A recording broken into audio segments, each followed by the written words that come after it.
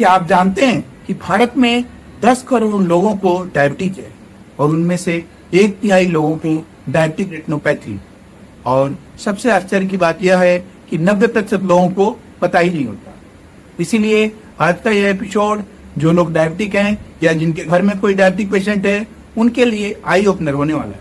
नमस्कार, मैं doctor D K Rai, diabetologist, diabetes care home channel पर आपका स्वागत है, जहां हम बात करते हैं डायबिटीज के रूट कॉज को रिवर्स करने की, ऑर्गन्स को प्रोटेक्ट करने की और मेटाबॉलिक हेल्थ की।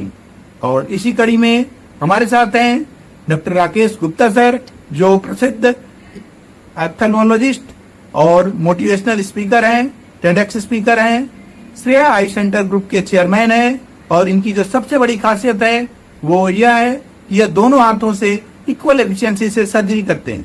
तो आइए स्वागत करते हैं डॉक्टर राकेश गुप्ता सर, आपका स्वागत है। धन्यवाद। अब सवाल है कि जैसे डायबिटिक रेटिनोपैथी हो गया पेशेंट को, तो यूजुअली उनको इंजेक्शन देना पड़ता है। तो क्या हर पेशेंट में डायबिटिक रेटिनोपैथी में इंजेक्शन की जरूरत होती है और ये कब देते हैं? हाँ, देखिए, पहली बात, हर पेशेंट को ये इंजेक्शन की जरूरत नहीं होती। ये एक पैराडॉक्स है। जो शुगर अच्छी कंट्रोल कर रहा है, यानी कि अपने डायबिटीज के डॉक्टर के पास साल में 4 बार रेगुलर हर क्वार्टरली विजिट दे रहा है, जो अपनी आंखों को रेगुलर जांच करा रहा है, मैंने देखा 99% ऐसे लोगों को इंजेक्शन की जरूरत जिंदगी भर नहीं पड़ती।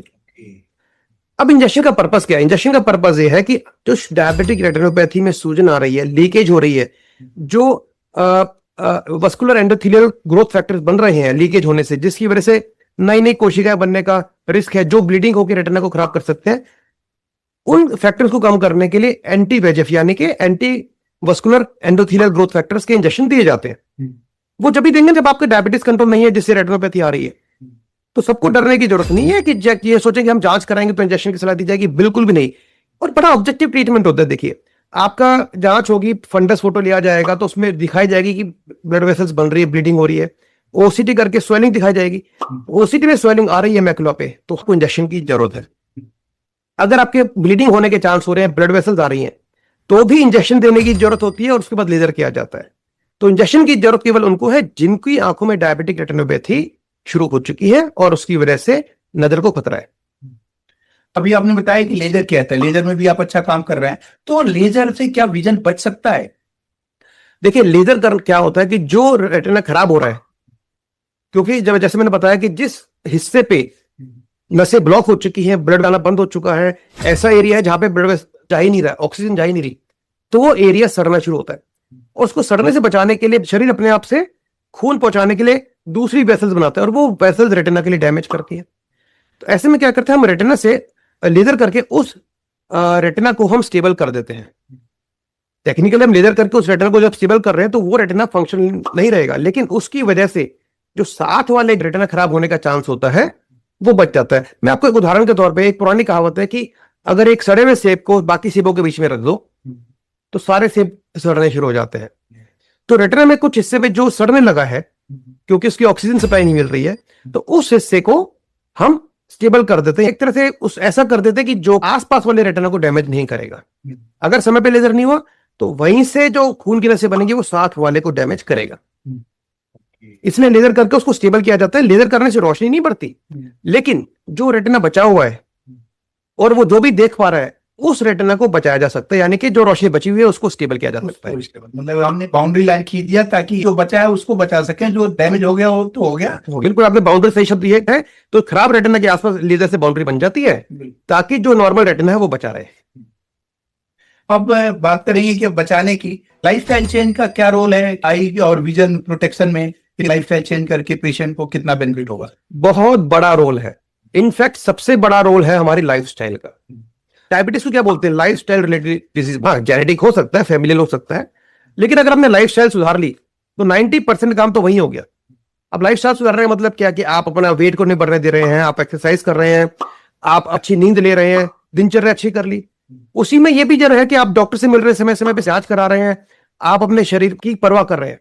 जहां लाइफस्टाइल अच्छा हुआ तो आपकी समस्याओं की जड़ पे अटैक कर दिया है और समस्याएं आपकी धीरे धीरे कंट्रोल में आनी शुरू हो जाएंगी।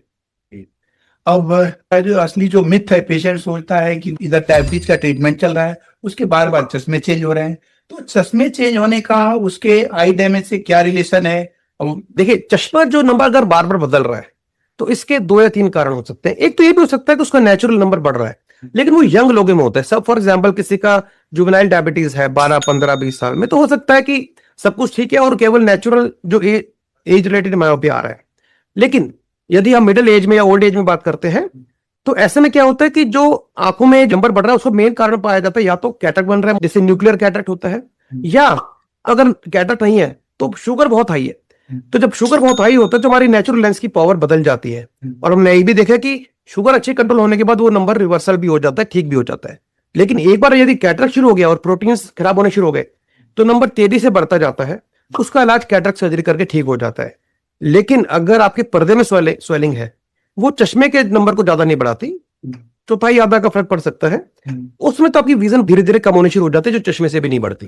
ओके, यानी मैकुलर एडिमा की बात कर रहे हैं। आई थिंक जो है कि जब पेशेंट को मैकुलर एडिमा हो जाता है उसकी वजह से पेशेंट का बार बार चश्मा चेंज होता रहता है और उसका विजन, सबसे इंपॉर्टेंट कि उसका विजन लॉस शुरू हो जाता है। देखिए, मैकुलर एडिमा चश्मा चेंज नहीं करेगा। चश्मा चेंज करेगा या तो बड़ी शुगर से, हमारा लेंस रिलेटेड है, जितना लेंस में शुगर इकट्ठी होगी, जितना उसमें प्रोटीन खराब होगा, कैटरेक्ट बनेगा, उतना नंबर बढ़ेगा। मैकुलर एडिमा कभी कभी थोड़ा प्लस शिफ्ट देता है, लेकिन वो नंबर को ज्यादा बदलेगा नहीं। अच्छा, तो ये चीज बताइए, जैसे अगर मान लीजिए आई डैमेज हो गया, रेटिनल प्रॉब्लम हो गई, इसमें आई ड्रॉप का क्या रोल है और इसको आई ड्रॉप से कितना रोका जा सकता है या प्रिवेंट किया जा सकता है? देखिए, आपने वो सवाल पूछा जो हर पेशेंट की इच्छा, और मेरी भी इच्छा है कि कोई ऐसी आई ड्रॉप आ जाए कि उससे डायबिटिक रेटिनोपैथी ठीक हो जाए, परंतु ये मेरी वो इच्छा है जो मुझे पता है ना पूरी हो पाई है, और एक्चुअली शायद पूरी हो भी नहीं पाएगी, क्योंकि साइंटिफिकली देखा जाए तो कारण तो ब्लड शुगर है। अगर ब्लड शुगर ठीक हो रही है तो ड्रॉप डाल के हम ठीक नहीं कर सकते। हाँ, जब भी मैकुलर एडिमा होता है, पर्दे में सूजन आती है, तो आंखों में इंजेक्शन दिया जाता है, तो उसके साथ कुछ ड्रॉप्स दी जाती हैं एंटीबायोटिक या NSAID, जो कि सूजन को कम करने में मदद कर सकती है। तो वो सपोर्टिव ट्रीटमेंट, एडजुवेंट की तरह काम करती हैं, लेकिन कोई भी ऐसी आई ड्रॉप नहीं है जो आपकी डायबिटिक रेटिनोपैथी को ठीक कर सके या आने से रोक सके या विजन को बढ़ा सके। अच्छा, अब आज की डेट में आप भी देखते हैं कि हर आदमी मोबाइल, टीवी सबसे ज्यादा यूज करता है, तो अब स्क्रीन टाइम का डायबिटिक आई डैमेज और बाकी पे क्या इम्पैक्ट है, और बाकी नॉर्मल लोगों के लिए भी जो स्क्रीन टाइम है, बच्चों के लिए और बड़ों के लिए भी, उसका आई के हेल्थ से क्या रिलेशन है? देखिए, स्क्रीन टाइम का आई हेल्थ से तो बहुत लंबा रिलेशन है, लेकिन डायरेक्टली वो हमारी डायबिटिक रेटिनोपैथी को अफेक्ट नहीं करता, लेकिन इनडायरेक्टली करता है। इनडायरेक्टली कैसे करता है? ज्यादा स्क्रीन यूज करते हैं, आपका लाइफस्टाइल खराब हो रहा है, और हमने कहा लाइफस्टाइल अच्छा होना जरूरी है। ज्यादा स्क्रीन यूज होने से आपकी पलकें कम चपकती, ड्राइनेस होने शुरू हो जाएगी, आंखें ड्राई रहेंगी तो कॉर्निया पे निशान बनने शुरू हो जाएंगे। ज्यादा स्क्रीन यूज करने से आपकी लिथार्जिक लाइफस्टाइल हो रही है, शुगर बिगड़ेगी, फिर पीछे से डायबिटिक रेटिनोपैथी आपको डैमेज करना शुरू करेगी। लेकिन ये दूसरा सवाल अगर बना सकते हैं, क्या हम स्क्रीन यूज बंद कर दे तो हमारी डायबिटिक रेटिनोपैथी ठीक हो जाएगी? बिल्कुल नहीं। स्क्रीन यूज करने से डायबिटिक रेटिनोपैथी बढ़ेगी नहीं, और स्क्रीन यूज बंद करने से ठीक नहीं होगी। हाँ, स्क्रीन यूज कम करने से आपकी लाइफस्टाइल अच्छी होगी, जिसके बेनिफिट होंगे। अब अगला सवाल होता है, पेशेंट को हम बोलते हैं कि आप आई टेस्ट करा लो, कहते हैं हमारा विजन तो ठीक है, तो आई टेस्ट कराने की क्या जरूरत है? तो ऐसे में अगर विजन नॉर्मल है तो उसकी आंखें सेफ हैं? देखिए, फिर मैं बोलूंगा, अगर किसी का टेम्परेचर 98.6 आ रहा है, क्या हेल्दी होने की गारंटी है? आजकल बहुत खबरें आती है कि 25 साल का लड़का जिम में एक्सरसाइज करते हुए हार्ट अटैक हो गया, 1 घंटे पहले तो ठीक था वो। तो देखिए, हमें इस सोच से बाहर आना कि अगर आपकी नजर अच्छी तो आंख ठीक है, अगर ECG अच्छी है तो नसों की ब्लॉकेज नहीं है। चाहे 2 महीने पहले 400 था, आज शुगर नॉर्मल है तो मेरी डायबिटीज ठीक हो गई है।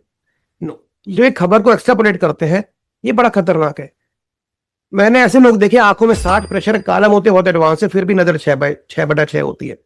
एडवांस डायबिटिक रेटिनोपैथी है, फिर भी नजर 6/6 है। आंख में कैंसर बैठा हुआ, फिर भी नजर 6/6 है। तो नजर 6/6 होना इज नॉट ए गारंटी कि आपकी आंखें ठीक है। अगर आप किसी को कैंसर है तो क्या उसको बुखार जरूरी होगा? हो सकता है उसका फीवर तो ठीक आ रहा है, टेम्परेचर तो 98.6 है, उसका वजन भी ठीक हो सकता है, उसका BP भी ठीक हो सकता है, पर कैंसर शरीर में छुपा हुआ है, वो जब असर दिखाएगा तो अपने तरह से वो स्टेज 4 भी पता लगेगा। तो इसी प्रकार नजर अच्छी होना, किसी विजन टेक्नीशियन पे जाके जांच करा के, हमने कई बार देखा लोग आते हैं हमारे हॉस्पिटल में कंसल्टेशन पे करके एक ही जांच करा रहे, खुद वहां बैठे बैठे ना ऐसे करके अपनी नजर चेक करते हैं और खुश हो जाते हैं, अरे फ्री में जांच हो गई है, अब मैं ठीक हूं। और ये सोच ही गलत है। हाँ, आपकी नजर अच्छी है, हमें भी खुशी है इस बात की, पर आंख अच्छी है ये इस बात की गारंटी नहीं नहीं है। गाड़ी अच्छे स्मूथ चल रही है, ये इस बात की गारंटी नहीं है कि इंजन ठीक है। समझ गए? गाड़ी में कील घुसने के बाद भी पंचर होने में घंटों लग जाते हैं। बिल्कुल। ठीक है, अगर आपको मतलब गाड़ी पहिया पे ठीक चल रहा है और गाड़ी का टायर में डिफ्लेट नहीं हुआ, इसका मतलब ये नहीं कि उसमें कील नहीं है। कील की जांच होना अलग बात है, तो इसी प्रकार शरीर की जांच होना अलग बात है। बिल्कुल, इसका मतलब कि अगर आपकी विजन नॉर्मल है तो इसका मतलब कि इस बात की कोई गारंटी नहीं कि आपकी आइज सेफ है। बिल्कुल जी।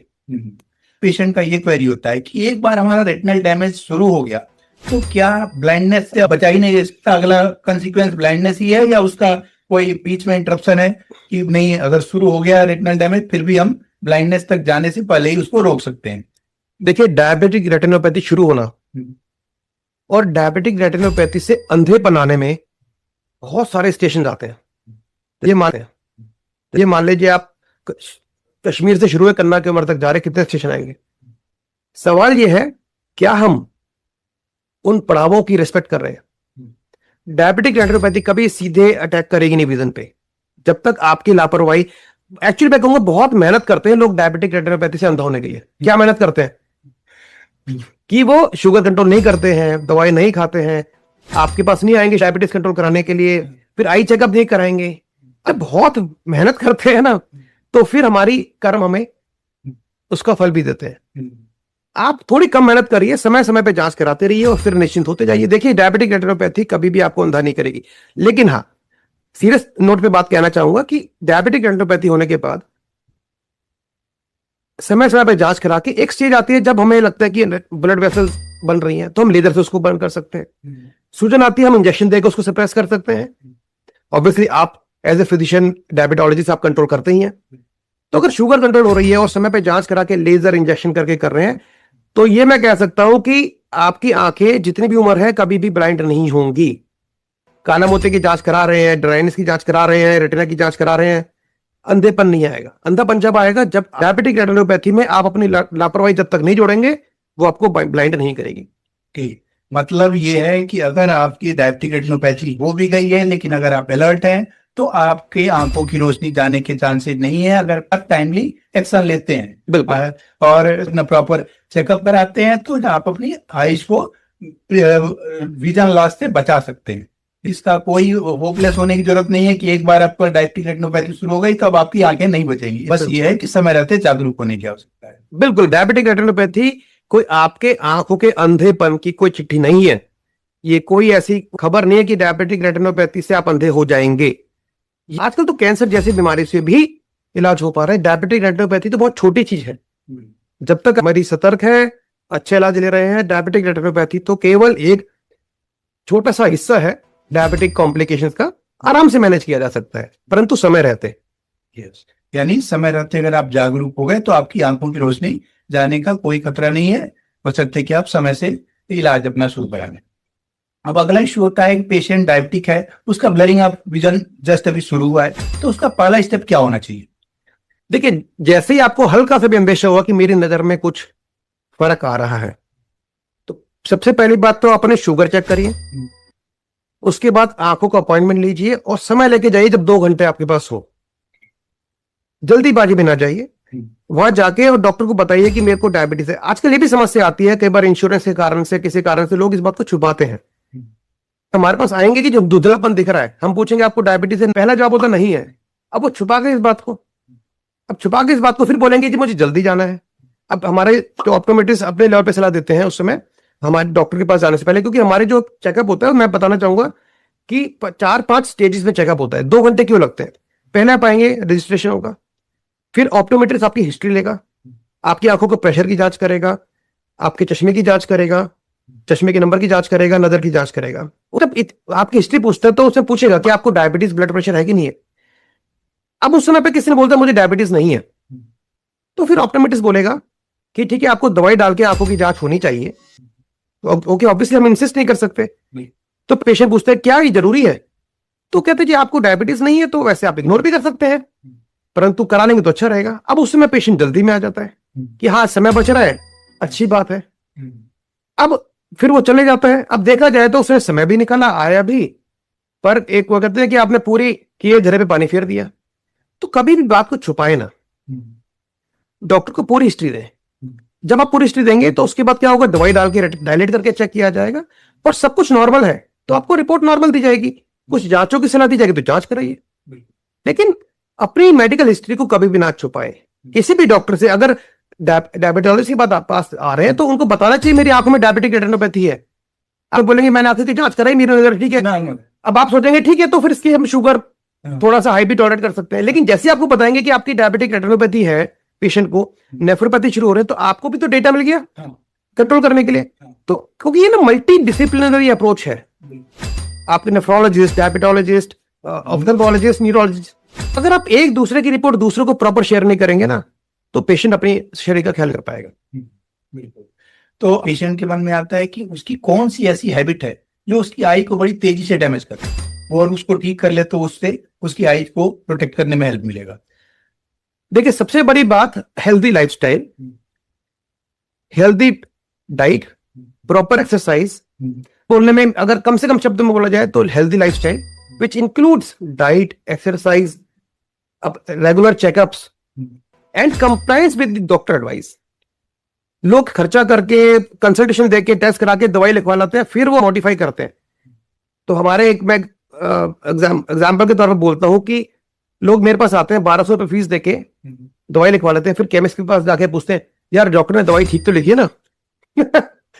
अब क्या होता है कि हम पेड कंसल्टेशन, पेड ट्रस्ट नहीं करते, हम फ्री कंसल्टेशन साथ में जोड़ के उसको वैलिडेट करते हैं, और वैलिडेट ना होके अगर कोई सामने वाला समझदार नहीं है वो उसको मैनिपुलेट कर देता है। तो हमें अपने डॉक्टर पे ट्रस्ट होना चाहिए। हाँ देखिए, आपको कभी कभी हो सकता है कि एक डॉक्टर से तसल्ली नहीं, आप दूसरा ओपिनियन लो, तीसरा ओपिनियन लो, तीन ओपिनियन में से जो मैच होंगे वो फॉलो कर लो। There is no harm in taking second opinion, third opinion, but take professional opinion. ये जो कैजुअल ओपिनियन मिलते हैं और उसकी वजह से भी हम बहुत मिसगाइड हो जाते हैं। बिल्कुल। तो आपने तो सही कहा कि ये क्वालिफाइड पर्सन से एडवाइस लीजिए, ना कि हर आदमी से सेकंड ओपिनियन लेकर के और वैलिडेट करिए कि अपने पड़ोसी से वैलिडेट करा लिया, लैब वाले से वैलिडेट करा लिया। तो हर आदमी का अपना एक लिमिटेड स्कोप होता है और उसके स्कोप में ही वो अपनी एडवाइस दे सकता है। तो अभी आपने बताया कि लाइफस्टाइल में डाइट, तो डाइट में ऐसी कौन सी फूड है जो आई प्रोटेक्शन में काफी हेल्पफुल है? देखिए आई की जब बात करते हैं तो हमारे लिए, हमारी आंखों के लिए जैसे vitamin C, vitamin E, vitamin D, ये सारे इंपॉर्टेंट है। नेचुरल जो फ्रूट्स होते हैं, फ्रेश फ्रूट्स, ये बहुत अच्छे सोर्सेज है आंखों के लिए। हम जनरल बात कर रहे हैं, लेकिन अगर किसी को डायबिटीज है तो ध्यान रखना है फ्रूट सिलेक्टिव होने चाहिए। जो बहुत मीठे फ्रूट होते हैं जैसे आम है, अब आम में उसमें विटामिन होते हैं, फ्रूट अच्छा है वो, लेकिन शुगर को बढ़ाता है। तो अगर हम जनरल लोगों के लिए बात करें तो येलो फ्रूट्स अच्छे माने जाते हैं, ग्रीन वेजिटेबल्स अच्छी मानी जाती है, खासकर जो ग्रीन लीफी वेजिटेबल्स है। इसके अलावा अगर आप जो हमारे जो एनिमल प्रोटीन की बात करते हैं, मिल्क है, चीज है, ये बहुत हेल्पफुल होते हैं। अगर आप एग खाते हैं तो एग का प्रोटीन बहुत अच्छा होता है आंखों के लिए। इसके अलावा विटामिन ए के लिए कैरेट्स है, बीटरूट है, ये बहुत अच्छे रहते हैं। विटामिन ई के लिए जो नट्स हैं जैसे बादाम है, अखरोट है, अंजीर है, ये सब चीजें अच्छी होती हैं। मुनक्का है, जो हमारे कल्चर में चलता आ रहा है कि जो ड्राई फ्रूट्स लिए जाते हैं बहुत हेल्पफुल होते हैं, एंटीऑक्सीडेंट्स होते हैं। तो अगर हम व्हाइट मीट लेते हैं, आप सोयाबीन लेते हैं, तो आई थिंक एक संतुलित आहार लेते हैं जिसमें ये सारी चीज हो, तो आंखों के लिए बहुत हेल्पफुल इसमें न्यूट्रिशन मिलता है। तो अब आपने इसकी बात करी भी, तो अब हम चाहेंगे कि एक विजन प्रोटेक्शन फार्मूला जो डायबिटीज पेशेंट्स के लिए क्या होना चाहिए और एक नॉर्मल पेशेंट्स के लिए क्या होना चाहिए, अगर कहें तो कोई ऐसा विजन प्रोटेक्शन फार्मूला है जिससे कि डायबिटिक पेशेंट्स अपने आप को सेव कर सके और बाकी लोग जिसको डायबिटीज नहीं है वो भी अपने आप को सेफ फील कर सके? देखिए, अगर मैं फॉर्मूला की बात करूं तो एक नॉर्मल व्यक्ति के लिए साल में एक बार 2 घंटे निकाल के अपनी आंखों की जांच करानी चाहिए क्वालिफाइड ऑप्थेल्मोलॉजिस्ट द्वारा, और बिना डायलेशन के चेकअप पे ना जाए।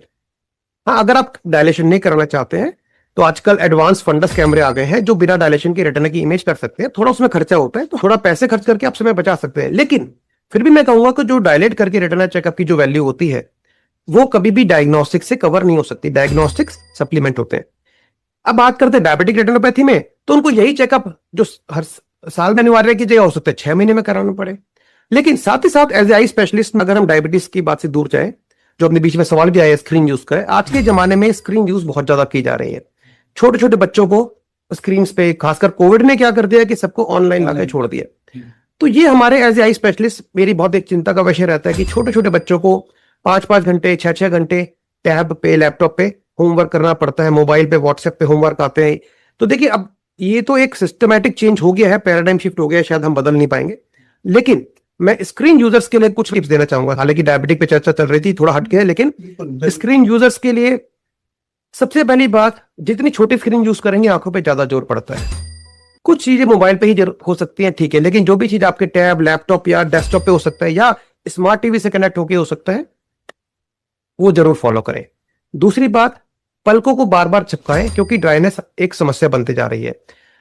तीसरी बात, जब भी आप स्क्रीन पे काम करते हैं तो हमारी नजदीक फोकस करते करते हमारी मसल्स थक जाती है, आई स्ट्रेन होना शुरू हो जाता है, हेडेक होना शुरू हो जाता है। तो 20-20-20 रूल होता है, यानी कि हर 20 मिनट के बाद 20 सेकंड के लिए 20 फुट की दूरी पे फोकस कर ले। इससे हमारी मसल्स रिलैक्स हो जाती हैं, जिससे कि आंखों की थकान कम हो जाएगी।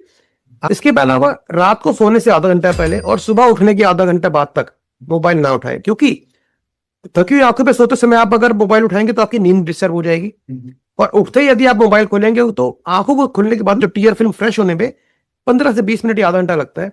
उस दौरान अगर आपने मोबाइल यूज करना शुरू कर दिया तो पूरे दिन के लिए आपकी आंखें ड्राई हो सकती हैं।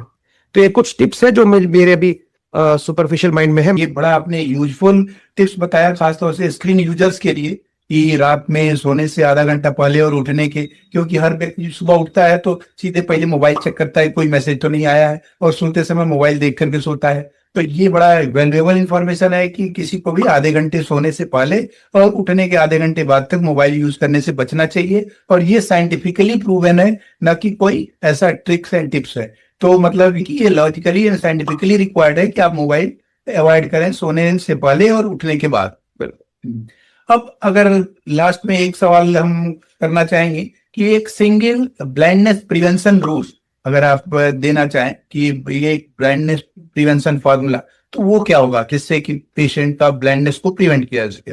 देखिए, अगर सिंगल एक रूल कहेंगे तो मैं कहूंगा कि be aware about your eyes. अपनी आंखों के बारे में जानकारी रखिए। और जानकारी कैसे आएगी? प्रोफेशनल ओपिनियन के बाद, प्रॉपर चेकअप के बाद। एक हवाई जहाज पायलट भी जब फ्लाइट टेक ऑफ करता है, उस हर टेक ऑफ करने से पहले हर चीज की जांच की जाती है। क्यों जांच की जाती है? क्योंकि एक बार फ्लाइट टेक ऑफ हो गई उसके बाद मौका नहीं मिलता। लकीली हमारी हेल्थ में बहुत मौके मिलते हैं, लेकिन अगर आप रेगुलर चेकअप कराएंगे, अवेयर रहेंगे अपनी आंखों के बारे में, इससे बढ़िया कोई टिप नहीं हो सकती। यानी अब यह है कि रेगुलर आई चेकअप प्रॉपर कराते रहें, यही एक ब्लाइंडनेस प्रिवेंशन का सबसे आसान फार्मूला है। कराते रहिए। आपने बड़ा अच्छा वैल्यूएबल इंफॉर्मेशन दिया, आई ओपनिंग इंफॉर्मेशन, रियली जैसा कि हमने कहा था कि ये एपिसोड आई ओपनर होने वाला है, तो रियली इतना इन डेप्थ नॉलेज और इतने सिंपल वर्ड्स में लोगों को समझाया, इसके लिए बहुत बहुत धन्यवाद आपका। आप अपना समय निकाल करके आए, इसके लिए आप का हम दिल से आभारी हैं। और उससे भी जरूरी, जो आंखों को भी डैमेज करता है, ऑर्गन डैमेज के लिए रिस्पॉन्सिबल होता है,